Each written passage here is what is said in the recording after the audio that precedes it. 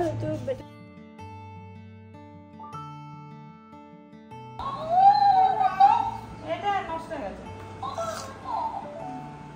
ভালো আছিস তো?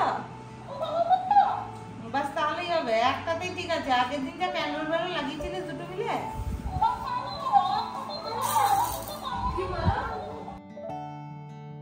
হে everyone, welcome back to my channel. নিশ্চয়ই তোমরা সবাই খুব ভালো আছো। আরও একটা নতুন বিয়ের ভিডিও নিয়ে তোমাদের সাথে গল্প করতে চলে এসেছি।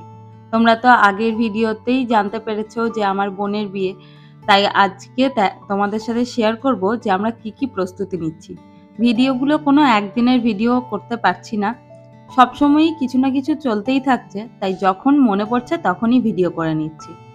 যাই হোক, চলো আজকে তোমাদের সাথে শেয়ার করি যে বাজার হাট করতে করতে আমরা কিভাবে আনন্দ করে দিনগুলো কাটাচ্ছি। আগের ব্লগেই তোমাদের সাথে শেয়ার করলাম যে কলকাতায় শপিং করতে গিয়ে আমি ডোডোকে বাড়িতে মায়ের কাছে রেখে গেছিলাম, আর ডোডো সেরকম কোনো ঝামেলা করেনি, তাই সেটার মজা আমি বেশ ভালোই পেয়ে গেছি। এখন যখন তখন বেরিয়ে পড়ছি ডোডোকে মায়ের কাছে রেখে। এই দুপুর নাগাদ বেরিয়েছি আমি আর বোন, আর ওদিকে চান টান করিয়ে রেখে এসেছি, মা খাইয়ে দাইয়ে বেশ সুন্দর ঘুম পাড়িয়ে দেবে। এসেছি জুতোর দোকানে। বোনরা যখন বাজার করতে গেছিল কলকাতা, তখন শিলাদর্স থেকে ও নিজের চটিটা কিনে এনেছিল, মানে বিয়ের চটিটা, কিন্তু সেটা না বক্সে রাখা ছিল। হঠাৎ বার করে আমাকে দেখাতে গিয়ে দেখে পিঁপড়েতে যা তা অবস্থা করেছে।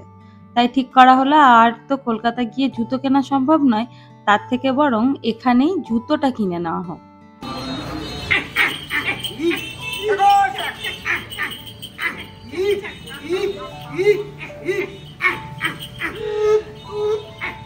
জুতো কিনে ফেরার পথে আমরা একটা মিষ্টির দোকানে ঢুকেছিলাম, তখন দেখছি এনাদের এখন আর বহুরূপী দেখাই যায় না, তাই দেখে বেশ আনন্দ হলো। ওনাদের বলাতে ওনারা রাজিও হলেন ভিডিও করতে দেওয়ার জন্য। বোন সেই সুযোগে ওনাদের একটা ছোট্ট ক্লিপ নিয়ে নিয়েছে। আর এখন বাজার করতে বেরোনো মানেই এই আখের রস। আমার যে কি ভালো লাগে আখের রস খেতে, তাই যখনই আমরা বেরোচ্ছি বাজারে, বোন আমাদের আখের রস খাওয়াচ্ছে। হয় বোন নয় ভাই, যার সাথে যখন বেরোচ্ছি সেই তখন আমাকে আখের রস খাওয়াতে ব্যস্ত হয়ে পড়ছে। ক্লিপ, টিপের পাতা, এসব টুকটাক যা কসমেটিক্স থাকে সেগুলো মোটামুটি কেনা হয়ে গেছে। এখন চলছে নথ আর কোমর বিছে কেনার পালা। শ্রীহরির একটা দোকানে এসছি, এটা নতুন খুলেছে। এখানে দেখছি বেশ ভালোই কালেকশন আছে। একটা নথ দেখে নিচ্ছে বোন। এখানেই আলাপ হলো আর এক দিদি আর বোনের। সেই বোনেরও বিয়ে আমার বোনের বিয়ের দিনই, আর তার দিদিও এসছে আমার মতনই বোনের বিয়ের বাজার করতে। বেশ ভালো লাগলো। লাস্টে আসার সময় দুজনেই দুজনকে কংগ্রাচুলেশন জানিয়ে এলাম। দুপুরবেলা সবে ভাত টাত খেয়ে উঠেছি, কিছুক্ষণ পরেই দেখছি ভাই 3 ভাই বোনের জন্য চা আর মুড়ি মেখে নিয়ে এসছে।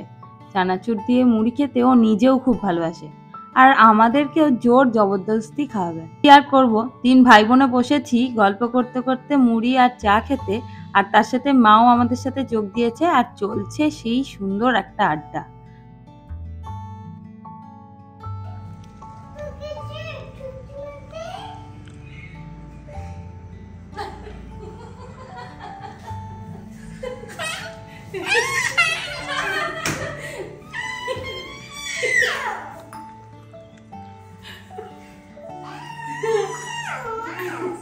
বিয়ের তো আর বেশি দিন বাকি নেই, তাই পিঁড়িগুলো বার করেছি।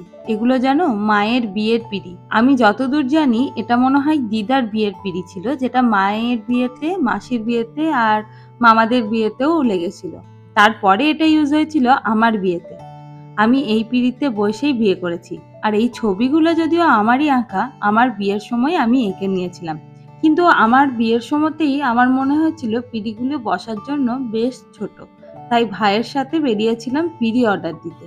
আর ফেরার পথে বাড়ির জন্য কিছু খাবার নিয়ে এলাম, আর আমি খেয়ে এলাম ফুচকা।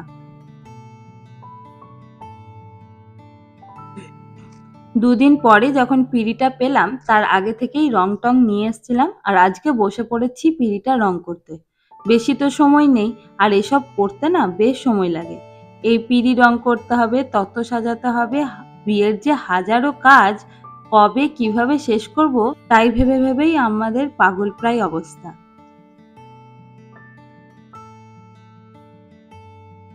তবে আগের পিঁড়িগুলো ছিল বেশ হালকা, আর এগুলো হয়েছে তেমনি ভারী। বোনের এখন টেনশন লেগে গেছে যে ওকে পিঁড়িতে নাকি কেউ উঠিয়ে ঘোরাবে না।